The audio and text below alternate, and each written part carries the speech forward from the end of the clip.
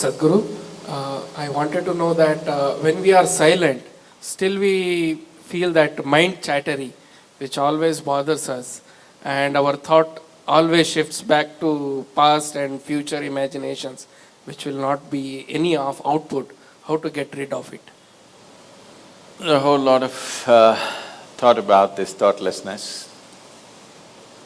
Thoughtlessness, no mind, these kinds of terms have been propagated all over the place, and these terms have been badly misunderstood and made into all kinds of things, and people are striving how to stop my mind. It took millions of years of evolution to get a mind of this kind of capability, isn't it? Millions of years of tremendous amount of nature's work that today you have a mind of this kind of scope. And now you want to stop it. Why is it that you want to stop it? If your mind was constantly producing absolute pleasantness for you, would you think how to stop this mind? Would you? No. It's producing a lot of unpleasantness. That's why you're thinking of how to stop the mind. This is the first thing, wherever you go in the world, this has gone so much into people's mind. If you tell them you meditate, they say, but Sadhguru, I'm not able to stop my mind. I said that will happen only after you stop your kidneys, liver, heart. You stop all these things, then the mind will also stop. Do you want it to stop? No. Then why do you want the mind to stop? Why do you have such a horrible prejudice against the mind? You don't mind if your heart is beating, you can meditate. You don't mind if your liver is working, you can meditate. Your kidneys are functioning, you can meditate. If your brain functions, you can't meditate, what is the problem? You seem to have something against intelligence, isn't it? This is the conspiracy of the stupid against human intelligence, that to meditate means your brain must be frozen. No. You don't have to freeze your brain. We were looking at this yesterday itself. We will initiate you into Shambhavi. It's a simple process. There are many ways to do it. This is one simple way. But it's a powerful process. If you sit here, you will see your body is here, your mind is somewhere, who you are is somewhere else.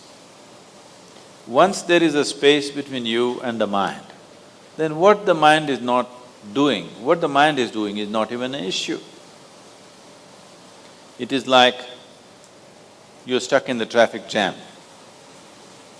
You're struggling through the traffic. That's one experience. Suppose you're either standing on Chamundi Hill or you're floating in a hot air balloon and look down at all the traffic. Very peacefully, traffic. Why? There's a distance, isn't it? When you're in it, traffic is a different experience. From really high up there, sitting in a hot air balloon, you look down, you can't even hear the sounds. Looks wonderful, traffic, isn't it? Yes or no? Yes. Because there's a distance. So once there's a distance between you and your mind's activity, mind is not a problem. Mind is a miracle, it is not a problem. And anyway, if thoughts are going continuously, if you're having a mental diarrhea, obviously you ate some bad food, isn't it? Yes. If you're having a physical diarrhea, you ate some bad food, isn't it? If you're having a mental diarrhea, you are obviously consumed something wrong.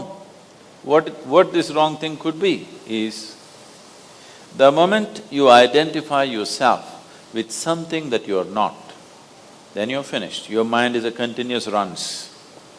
There is no other way. Do what you want, try as hard as you want, it is not going to stop. If you do not identify yourself with anything that you are not. You know how to be with everything, you know how to use everything, but you're not identified with it, then you will see if you sit here, simply mind will be like this. If you want to use it, you can use it, otherwise it'll be like this. Right now your hands are like this, or you're holding it tied up because it'll go all over, is it? No. You can keep it like this. You can keep it like this, you can keep it like this. When you want to use it, you can use it. So it's a useful instrument. Suppose your hands become like this. You know, some people have become like this. Yes or no? If it becomes like this, you will become ridiculous, isn't it? If it happens to your mind, also you're equally ridiculous. It is just that you are living in the comfort that nobody else can see it. But people can see it. They watch you closely enough, they can see it, isn't it? And whether they can see it or not, that's not the point.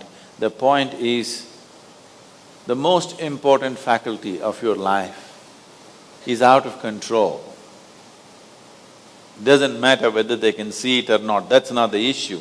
The issue is, the most important faculty in your life is out of control, doing its own rubbish all the time, not doing what you want it to do.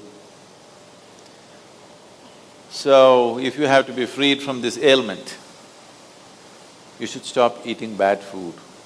Wrong food or bad food means you're identifying yourself with things that you're not.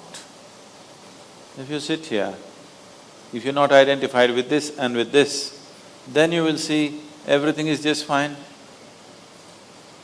Then your mind will do what you want it to do. Otherwise, it will simply hang there, and that's how it should be. Mind should not be telling its own stories all the time. It should tell the story that you want it to tell, isn't it? Otherwise, it's quite a nuisance.